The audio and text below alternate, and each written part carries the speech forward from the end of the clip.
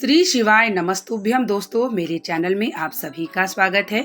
आज वीडियो में हम सभी जानकारी प्राप्त करेंगे साल की पहली त्रयोदशी व्रत जो कि 9 जनवरी को है। कृष्ण पक्ष की त्रयोदशी यह है और 9 जनवरी के साथ साथ यह मंगलवार यानी भौम प्रदोष पड़ रहा है। तो भौम प्रदोष के दिन भगवान शिव काशी में निवास करते हैं। त्रयोदशी की शुभ तिथि जो है 8 तारीख से ही लग जाएगी, जो कि रात्रि 11:58 से लगकर 9 तारीख को 10:24 तक रहेगी। वहीं अगर हम पूजा की शुभ मुहूर्त की बात करें तो 9 जनवरी को शुभ मुहूर्त है 5:24 से 8:41 तक का शुभ मुहूर्त 9 जनवरी को है। तो उदया तिथि के हिसाब से 9 जनवरी को मान्यता है और प्रदोष की पूजा प्रदोष काल में की जाती है। मान्यता हिंदू पंचांग के हिसाब से भगवान शिव की पूजा त्रयोदशी के दिन सभी को करना चाहिए। कुछ उपाय नियम, अगर आप इस वर्ष से संकल्प लेते हैं पूरे वर्ष की जितनी भी त्रयोदशी व्रत पड़ेगी, चाहे कृष्ण पक्ष हो चाहे शुक्ल पक्ष हो, एक वर्ष में अगर आप पूजन, आराधना, नियम और शिव महापुराण के उपाय करते हैं तो आपके समस्त दुख के साथ साथ अगर आपके घर में धन का अभाव है, व्यापार नौकरी से परेशान हैं, तो आप निश्चित ही जनवरी से लेकर के दिसंबर तक के जितने भी प्रदोष पड़े, अगर आप व्रत करते हैं तो भी, व्रत नहीं करते हैं तो आप कुछ कार्य प्रदोष के दिन जरूर करिएगा, जो मैं आपको इस वीडियो में शेयर करूंगी और निश्चित ही आपके कार्य सफल होंगे और महादेव की कृपा प्राप्त होगी। प्रदोष के दिन सभी को ब्रह्म मुहूर्त में स्नान करके भगवान शिव के मंदिर में जाके व्रत का संकल्प और पूजा का संकल्प जरूर करना चाहिए। भगवान शिव की यह प्रिय तिथि है और भगवान शिव के प्रिय हो जाते हैं जो प्रदोष के व्रत और नियम को धारण करते हैं। मैं स्वयं प्रदोष के व्रत को करती हूँ। प्रदोष की पूजा प्रदोष काल में की जाती है, इसलिए 9 जनवरी को आपको 5 बजे के बाद से आपको 8 बजे तक पूजन को कर लेना होगा। प्रदोष के दिन सभी को पंचामृत स्नान भगवान शिव को कराना चाहिए और भगवान शिव के प्रिय पुष्प बेलपत्र, समी पत्र से उनको श्रृंगार करना चाहिए। साथ ही पुष्प अगर उनके प्रिय, जैसे कि आपको पता ही है कि आक, कनेर, धतूरा, ये सब उनके प्रिय पुष्प है, तो इससे इन्हें श्रृंगार करना चाहिए। गोल बाती के दिए के समक्ष को जला करके भगवान शिव की आराधना और पूजन करना चाहिए। मंगल प्रदोष पड़ रहा यानी भौम प्रदोष के दिन भगवान शिव काशी में निवास करते हैं। अलग अलग वार में जब प्रदोष पड़ती है तो भगवान अलग अलग स्थानों पर विराजते हैं। तो काशी में निवास करेंगे। जो काशी में रहते हैं उनके लिए बहुत ही सौभाग्य की बात है कि आप भगवान शिव के मंदिर का दर्शन जरूर करिएगा और महादेव से प्रार्थना जरूर करिएगा। तो आइए हम जानते हैं कि पूरे वर्ष का नियम क्या करना है जिससे हमारे घर के दुख समाप्त हो और हमारी मनोकामना महादेव की कृपा प्राप्त हो। तो साल का पहला कृष्ण पक्ष का यह आपका प्रदोष त्रयोदशी तिथि है। तो सबको संकल्प लेना है कि अपने मेन द्वार के बाहर प्रदोष काल के समय, जो मैंने आपको समय बताया है 5 बजे के बाद, और एक शिव मंदिर में आपको दिया जलाना ही जलाना है। समस्त दुख आपके महादेव समाप्त कर देते हैं जब आप अपने मेन द्वार के बाहर और भगवान शिव के मंदिर में दिया जलाते हैं। 1 वर्ष तक आपको यह नियम करना है। साथ ही शिव मंदिर में प्रदोष काल के समय दरिद्र दहन स्तोत्र का पाठ जरूर करें, जिससे आपके जीवन में जितने दुख हैं समाप्त कर देते हैं महादेव। 1 वर्ष का संकल्प आपको लेना होगा। जो व्रत करता है वो भी, जो व्रत नहीं करता वो भी यह संकल्प जरूर लें। अब हम जानते हैं धन की कमी। अगर आपके घर में धन की कमी है, व्यापार में, नौकरी में परेशान है, तो ये बहुत ही अच्छा आपके लिए है कार्य। आप सभी जरूर करिएगा।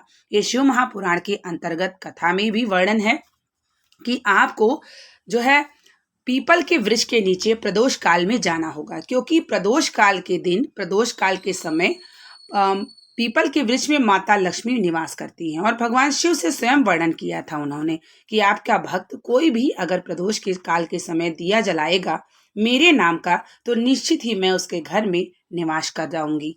तो लंबी बाती का, गाय का घी का दिया पीपल के वृक्ष के नीचे प्रदोष काल के समय, प्रदोष के दिन जरूर जलाइएगा। ये कार्य आपको हर महीने की कृष्ण पक्ष और शुक्ल पक्ष की प्रदोष को करना होगा और यह आप निरंतर 1 वर्ष करके देखिए। आपके घर में धन की कमी समाप्त हो जाएगी, माता लक्ष्मी की कृपा हो जाएगी, क्योंकि माता लक्ष्मी ने स्वयं भगवान शिव को वरदान दिया था। अगर आप की कोई विशेष मनोकामना है और आपको महादेव से पूर्ण कराना है, साथ ही अगर किसी के घर में संतान सुख नहीं है, संतान है तो किसी असाध्य बीमारी से ग्रसित है, तो आपको क्या करना चाहिए? प्रदोष के दिन पार्थिव शिवलिंग का निर्माण करना चाहिए संतान सुख और संतान प्राप्ति के लिए। अगर आप व्रत करते हैं तो भी, अगर व्रत नहीं करते हैं तो भी आप पार्थिव शिवलिंग का निर्माण जरूर करें। साथ ही गाय के घी को या गाय के मक्खन या गाय के दूध को मिला करके अगर आप करते हैं तो संतान सुख की प्राप्ति के लिए किया जाता है। तो नया वर्ष 2024 लग चुका है और पहला प्रदोष है, तो आपको पहले प्रदोष से ही प्रदोष काल में पार्थिव शिवलिंग का निर्माण करके पूजन विधि करके आपको किसी वृक्ष के नीचे विसर्जन कर देना होगा। स्वयं मैं भी अपने बच्चे के लिए करती हूँ और आप सभी भी, यहाँ तक कि अगर आपकी कोई भी मनोकामना है, अगर आप संतान से है तो आपको जरूर करना चाहिए। किसी के गर्भ से अगर बच्चा नहीं हो रहा है, बहुत परेशान हो चुके हैं, तो यह कार्य मैं आप लोगों से विनम्र निवेदन करूंगी, इस वीडियो को शेयर भी करिएगा। मैं यहाँ विसर्जन कर रही हूँ इसलिए थोड़ा सा लाइट कम दिख रही होगी। तो आप अगर पार्थिव शिवलिंग का निर्माण प्रदोष काल में करते हैं और 1 वर्ष तक करते हैं तो मेरा पूर्ण भरोसा कहता है कि महादेव आपकी झोली संतान सुख से जरूर देंगे। और अगर संतान आपका है और कोई असाध्य बीमारी से परेशान है तो हर माताओं का फर्ज बनता है कि अपने बालक की स्वास्थ्य की कामना के लिए पार्थिव शिवलिंग का निर्माण जरूर करें। यहाँ मैं पार्थिव शिवलिंग का निर्माण करती हूँ प्रदोष के दिन, प्रदोष काल के समय, और मैं स्वयं भगवान शिव की अनंत भक्त और महादेव मेरे परम पिता परमेश्वर हैं। तो आपको यह प्रदोष के काल के समय जरूर करना है। अगर आपके आसपास बिल्व वृक्ष मिल जाए तो प्रदोष के दिन आपको वहां भी दिया जरूर जलाना चाहिए। जो व्यक्ति व्रत नहीं करता है और व्रत के समान आपको फल की प्राप्ति चाहिए तो आप 5 बिल्वपत्र और 1 लोटा जल आपको अपने घर से भगवान शिव के मंदिर में प्रदोष काल में जाना चाहिए और भगवान शिव को एक एक करके बिल्वपत्र समर्पित करें और 1 लोटे जल को भगवान शिव पर समर्पित कर दें।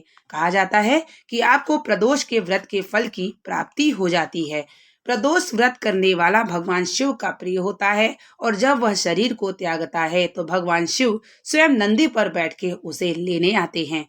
भगवान शिव प्रदोष की पूजा विधि इस प्रकार है कि आपको प्रदोष काल में अपना आसन लगा करके, एक चौकी लगा करके, भगवान शंकर माता पार्वती की फोटो रख के, पंचामृत स्नान, फूल, मीठा और नैवेद्य सब प्रकार की चीजें को रख के भगवान शिव को पूजन आराधना करना चाहिए। आप मंदिर में भी कर सकते हैं और आप चाहे तो अपने घर के अंदर भगवान शिव को पार्थिव शिवलिंग बना के या शिव के समक्ष भी कर सकते हैं।